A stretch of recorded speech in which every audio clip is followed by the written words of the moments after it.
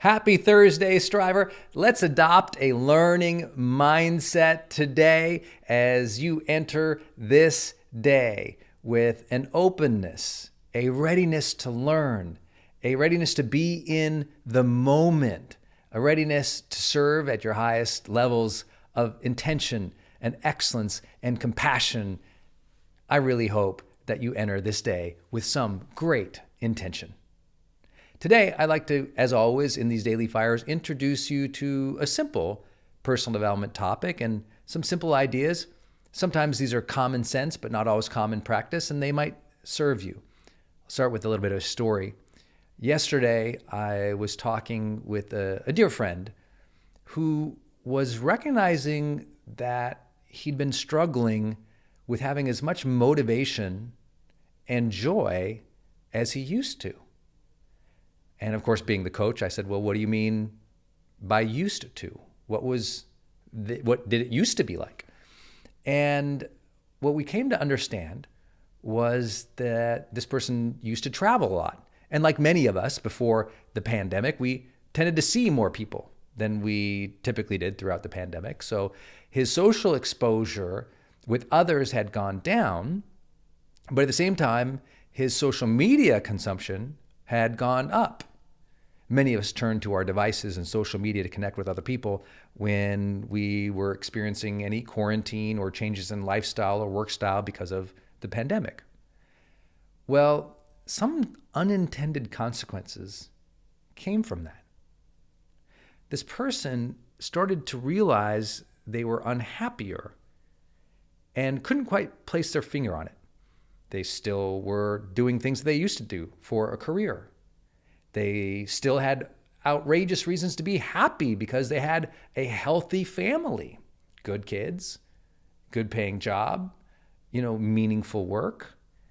You think about what we talk in personal development or in GrowthDay a lot about, that triangle of what we all really want is a sense of aliveness, connection, and meaningful pursuits and growth. Well, it seemed like all those things were being checked off to me. So I was listening to the person's psychology as they were describing things. And then it just came back to a recurrent conversation about social media.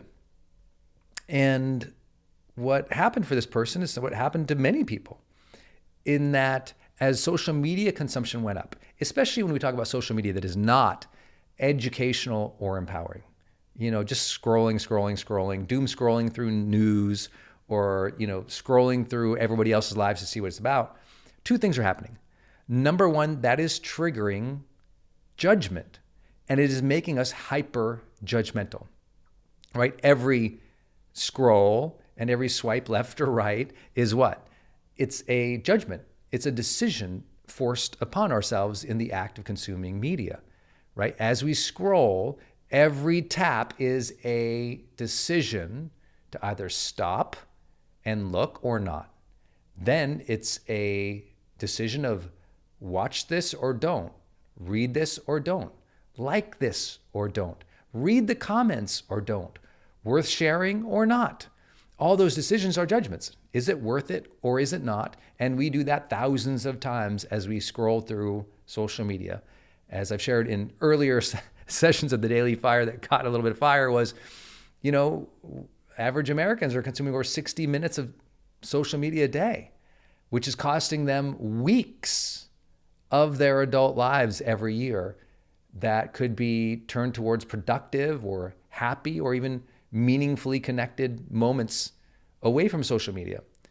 Now, this isn't to say social media is bad. It's just to say that time we should be attentive to. We do get one life and one life only.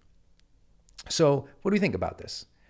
Well, this person started judging themselves, which that's what social media does, creates hyper-judgmental mentalities because it's training us to do that.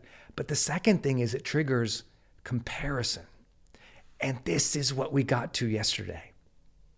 Have you ever scrolled through a bunch of social media? You sat down, you're feeling kind of good, just kind of happy. And then you saw a neighbor who had something, or a friend who went on a great trip.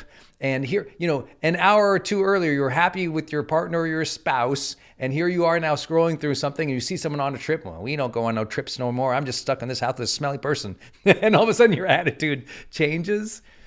Well, that's because you started comparing your immediate life to other people's lives, most of which are filtered and fictionalized. And so the comparison becomes a virus in your mind. And now almost everything you filter your life through is through the lens of what other people have, enjoy, or are doing versus yourself. Now, the truth is, comparison is an evolutionary thing that we do. It's a behavior that have served us. If we're, going out in the woods every day and we're coming out with no food, but we see our neighbor, we compare ourselves. Well, that person's also going in, but they're taking a different route and they're coming out with a whole lot more abundance than we are. That's something to pay attention to. Paying attention to others and what we have and they have helped us survive. It's also biologically built in. In our brains, we have this famous mirror neuron network that makes us mimic other people. It's why when someone else smiles at you, you tend to smile back. We mirror other people, the mirror neurons, right? It's biological to compare, to see what other people are doing and mimic or do something similar. Or our brain's impulse is to want to do something similar. And so that is normal. But if we are triggering that thousands of times with scrolling up and down, guess what? Now our life doesn't feel so good. And we think, well, everyone else has so much better. Gosh, she's earning more. Gosh, he's in front of that plane. Oh gosh, they're on this great trip. Or look how happy this couple looks and we're not. And that comparison starts